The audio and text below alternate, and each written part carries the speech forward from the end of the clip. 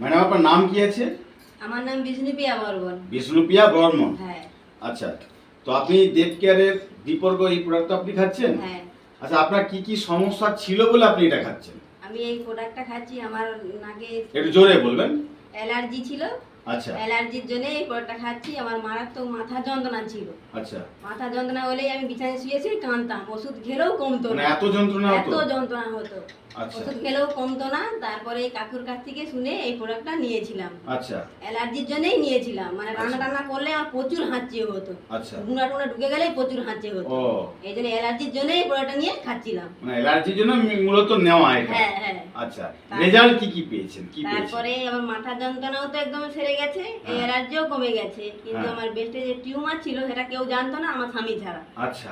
আর কিন্তু পয়সা ছিল না বলে মানে ওর কোনো চিকিৎসা করায়নি। আচ্ছা। তারপরে এই 3 মাস এই প্রোডাক্টটা খাচ্ছি, কিন্তু আচ্ছা। এখন দেখা যাচ্ছে ব্রেস্টে টিউমার একদমই নেই। নেই?